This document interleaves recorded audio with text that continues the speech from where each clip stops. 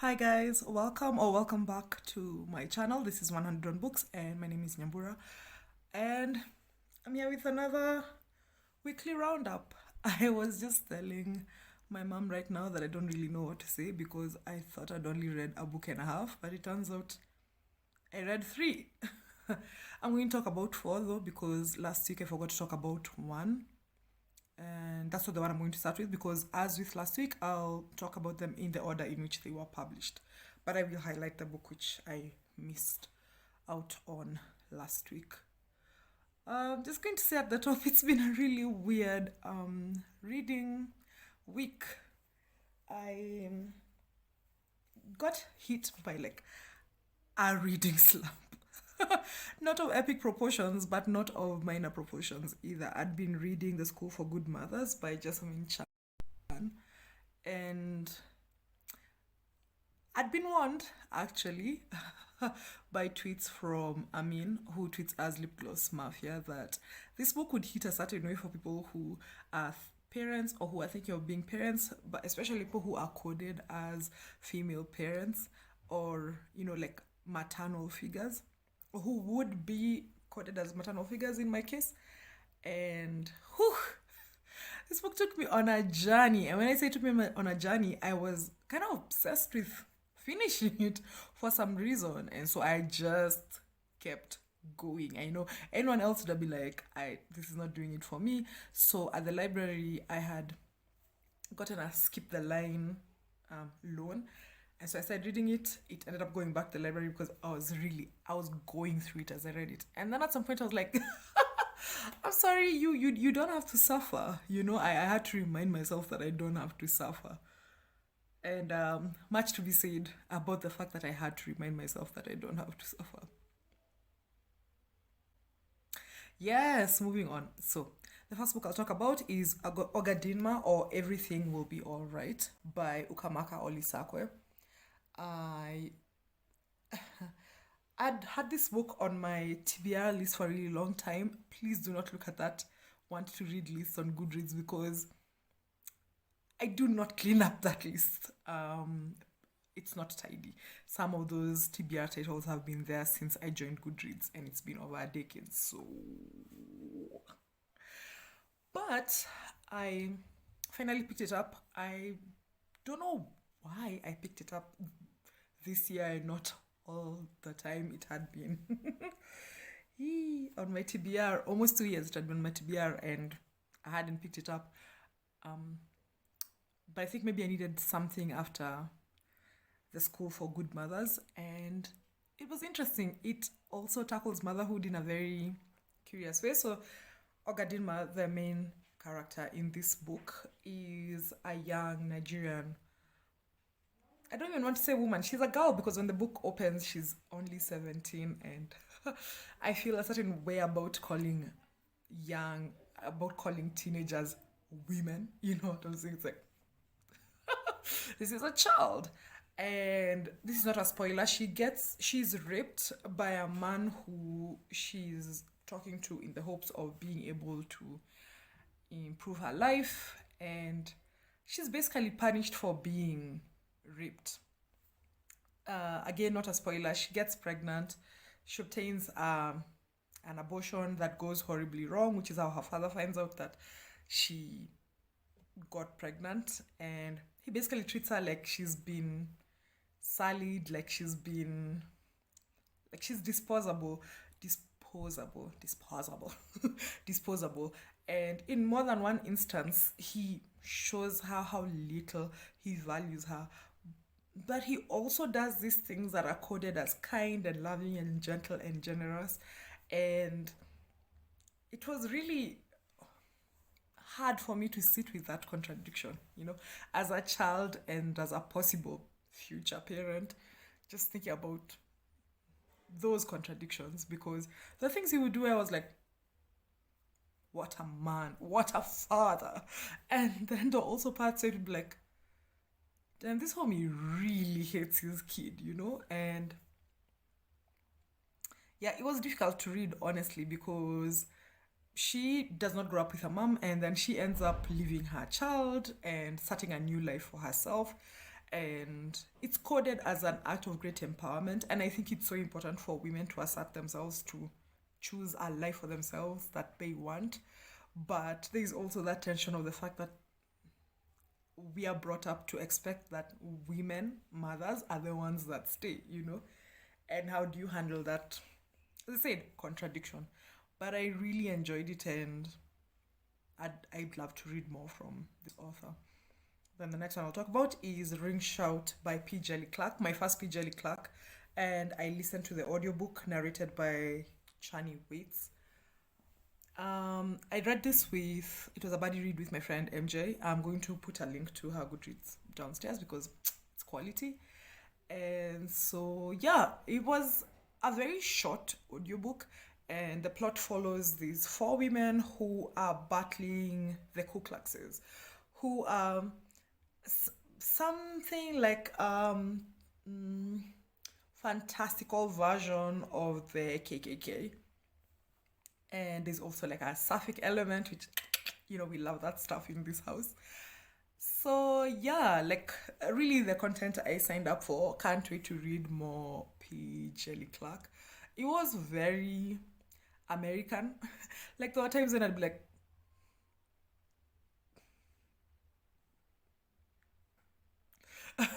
but I think that happens often when you're reading books where like there's like some African mythology or like African elements or whatever, and you're like, okay.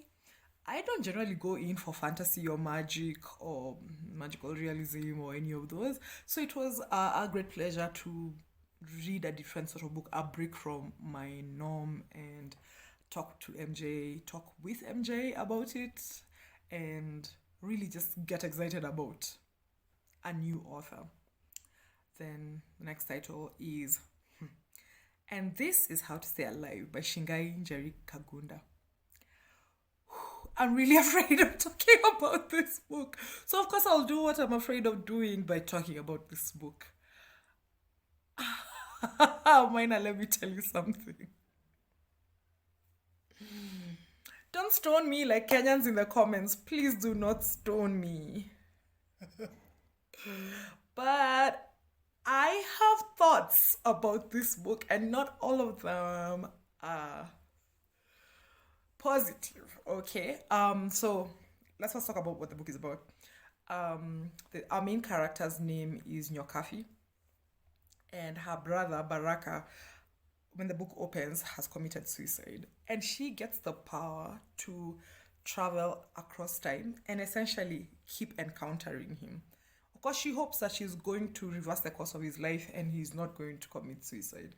And so it's not just time travel, it's her confronting what it means to live, to die, to be the one that remains.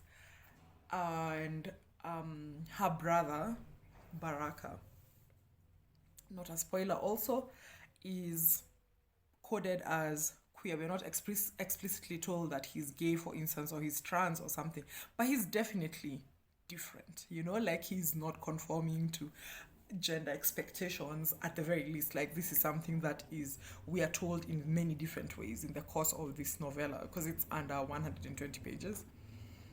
And for me, pour moi, as a Kenyan, okay, as a person who has lived all their life in the Republic of Kenya, like have never been outside this country for more than 7 days. You know what I mean? Like in my life, I don't even think cumulatively it's going to come to a month, okay? And I'm over 30. I'm saying this just for context. So like I am Kenyan. It read very, very weird. I mean, I'm trying not to go on at length here because I'm I don't want to be one of those Allah forgive me, but I'm a hater girlies. And I'm not even trying to hate. It's just that there are times when like characters would speak a certain sort of way or would do certain things, and I'd be like, no, like I am seeing all the bits that are going into composing this moment, this scene or whatever, but it's not coming together, like.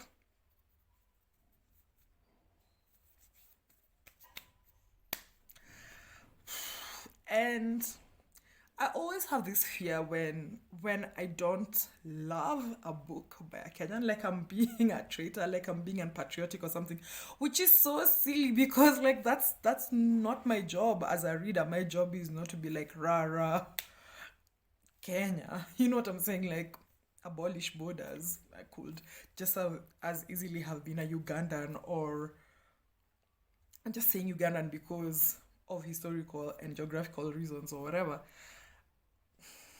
So why am I so afraid to say it did bang? Like I probably would give it 3 stars on Goodreads if I was rating books, but I don't know. I found it really frustrating actually. I so desperately wanted to love it. I love that it had queer rep. I loved that it had time travel. I love that it had a main character who is a writer.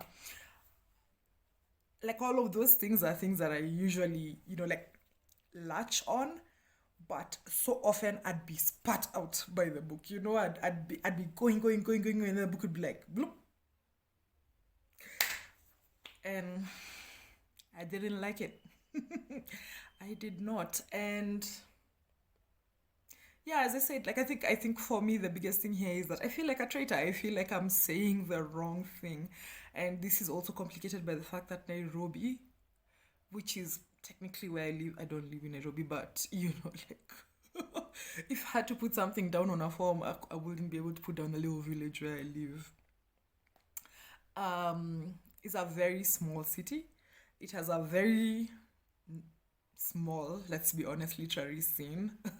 There are no 6 degrees of separation between you and another and a Kenyan writer if you're remotely in the literary scene. And so for me, part of it just feels like saying you don't love this book is like saying you don't want to be in community with other people. And that's not true. But it's also like, who is this book for? Like, who are books for? You know, when people write about a world that like as I said, I've lived in Kenya all my life. I have been speaking Kiswahili most of my life. I spoke Kikuyu as a first language, which is one of the languages that's used in certain bits and pieces of the book, and so on. For me to not recognize this book or for it to ring so hollow, that kind of gave me pause. And I'm starting to sound like a deluxe hater right now, so I'm just gonna move on. Lastly, Good Intentions by Kasim Ali. I listened to the audiobook and it's narrated by Nathaniel Curtis. It's a book set in the UK. There's an British Asian guy who's fallen in love with he's Pakistani British, and he's fallen in love with a Sudanese British girl. So BAME for BAME, and he takes years to tell his family about their relationship. Like, these people are living together. He basically has 2 lives. One at uni and with his friends, where he's open about the fact that he's seeing her, he's living with her, and all of those things. And one with his family, where they're like, oh, we should find your wife. And it's like, but not really telling them. And so we have this dual timeline where not much is happening, to be honest, but it keeps going. And I enjoyed listening to it as I walked and as I did chores and all of those things. Is it like a 5-star book? I don't know. I am not gonna lie, like, whew, part of the reason I think I got into that slump was like I was not encountering bangers. I wasn't. And I mean, we have those moments. Obviously, like the nature of reading, the nature of life is that we are not going to have back to back to back to back to back bangers. But hey, I've suffered enough. I say I've suffered enough so often. So anyway, it talks about race and diaspora and these notions of family and what we expect of family. And I'm not gonna lie, I wanted my girl Yasmin. Yasmin is the girl in this case, and the guy's name is Noor. I wanted my girl Yasmin to just yeet herself from that relationship because that homie really took her for granted. And I mean, of course, part of it is that you project some of your own issues on characters. You're just like, I would never. I have ever, as Kenyans would say. So, why am I pretending? But there's a bit of you that's just like, oh no, baby. Yeah, I loved the ending though, and I also loved the mental health rep in the book. The fact that there were characters who struggled with like anxiety and depression, who really confronted what it is to live on a day-to-day basis with these conditions. I love that there was a woman who was, in higher education, and the fact that this was not the source of tension in their relationship. The source of tension was this dude's weirdness. Because he was being a weirdo. Okay, he was being weird to her. And yeah, I enjoyed it on the whole. I actually would not even have known about this book if it wasn't for the fact that I started following a few British literary agents and publicists and so on, and so like it came on my radar, and I enjoyed it. On the whole, I enjoyed it. I actually am interested in reading more from this writer because I can't remember reading a book about the British Asian Muslim experience told from a male perspective. Like I think we've all read Brick Lane and all of that stuff, but this was different and I enjoyed it. So that's it, really. Like, those are the books which I read. I have some books, percolating.